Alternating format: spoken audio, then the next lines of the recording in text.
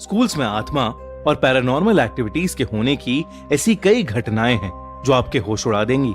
और हमारी आज की कहानी भी शिमला के एक बोर्डिंग स्कूल में हुई एक ऐसी ही सच्ची घटना पर बेस्ड है।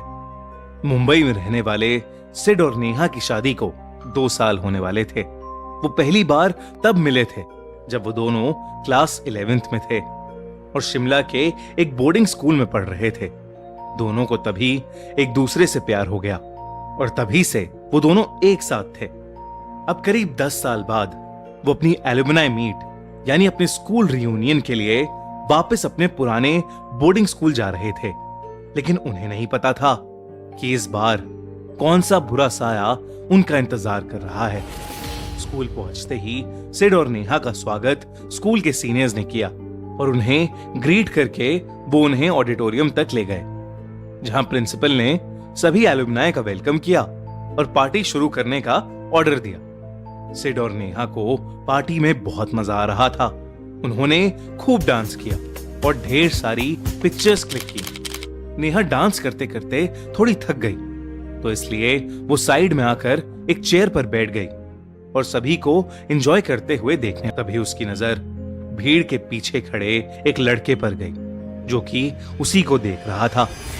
उस लड़के का हुलिया काफी अजीब था। उसकी आंखों के नीचे काले धब्बे थे, स्किन पीली पड़ी हुई थी और चेहरे पर अजीब सी उदासी थी।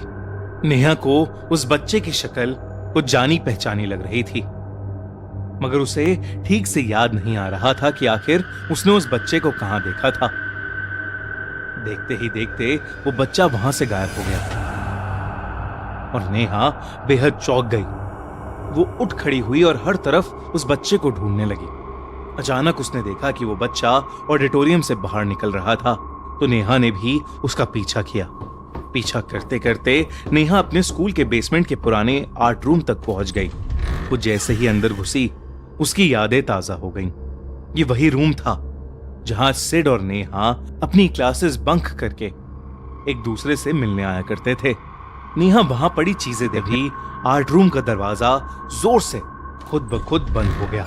नेहा थोड़ा घबरा गई। वो दरवाजे की ओर गई और उसे खोलने की कोशिश करने लगी। उसे उस रूम में एक अजीब सी घुटन होने लगी थी, जैसे किसी केमिकल की महक उसकी नाक में चढ़ रही थी। तभी नेहा को किसी के रोने की आवाजें आने लगीं। वो आवाजें उसके पीछे से आ रही थीं। वो पलटी और उसने देखा कि वही बच्चा आर्ट रूम के कॉर्नर में बैठा रो रहा था। उसने अपना चेहरा अपने हाथों से छुपाया हुआ था।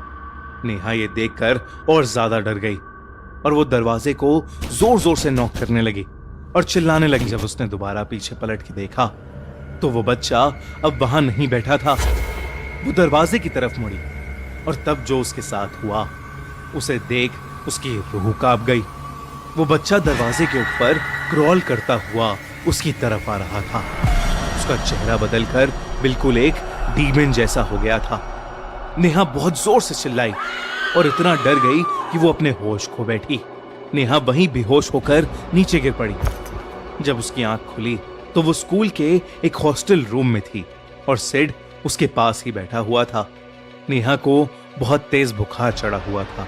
वो अचानक से उठी और हड़बड़ी में जो भी उसके साथ उस आर्ट रूम में हुआ वो सब वो सिड को बताने लगी। सिड ने उससे कहा कि वो ये सब ना सोचे और बस रेस्ट करे। इसके बाद सिड नेहा के लिए डिनर ले आया और उसे खाना खिलाकर सुला दिया। नेहा के सोने के बाद सिड वॉशरूम की तरफ जाने लगा। वो कॉरिडोर से गुजर ही रहा था कि अचानक उस कॉरिडोर की लाइट्स फ्लिकर करने लगी। वो एक पल के लिए वहीं ठहर गया और लाइट्स की तरफ देखने लगा। फिर वो उसे इग्नोर कर वॉशरूम चला गया। वॉशरूम में सिड को ऐसा लगा जैसे उसके अलावा भी वहां कोई मौजूद था। उसे एक अलग सी ठंडक महसूस हो रही थी। मैं हाथ धो रहा था जब वॉशरूम की लाइट्स भी अचानक से फ्लिकर करने लगी। इस बार सिड थोड़ा सहम गया और जल्दी से वॉशरूम से बाहर निकलने लगा, मगर किसी इनविजिबल शक्ति ने सिड को पीछे से बहुत जोर से खींचा और सिड दीवार से टकराकर जमीन पर गिर पड़ा। उसके सामने वही बच्चा खड़ा था जो पहले नेहा ने आर्ट रूम में देखा था। उसे देखकर सिड की रूह कांप उठी और वो अचानक से बोला, मोहन, मोहन तुम? ये सुनते ही वो बच्चा बहुत जोर से चीखा और उसने सिड का गला पकड़ लिया, जोर से दबाने लगा।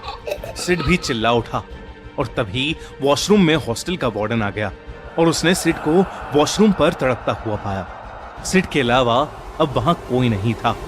वार्डन ने सिड को शांत कराया और उसे वापस उसके रूम तक ले गया। लेकिन जैसे ही वो दोनों उस हॉस्टल रूम के अंदर घुसे, उनका दिल बुरी तरह दहल उठा। उन्होंने अपने सामने नेहा को पंखे से लटका हुआ पाया। ये देखकर सिड बुरी तरह चिल्लाया और रोने लगा, मगर वार्डन ने जल्दी से नेहा की टांगे पकड़ी और उसे पंखे से नीचे उतार लिया। उसकी सांसें अभी भी चल रही थीं। इसके बाद नेहा को हॉस्पिटल में एडमिट करा दिया गया, जहां वो 4 दिन तक रही और फिर होश में आई। नेहा के ठीक होने के बाद सिड ने उसे बताया कि उसने उसी बच्चे को वॉशरूम में देखा था जिसकी बात नेहा कर रही थी। सिड को वो बच्चा अच्छे से याद था।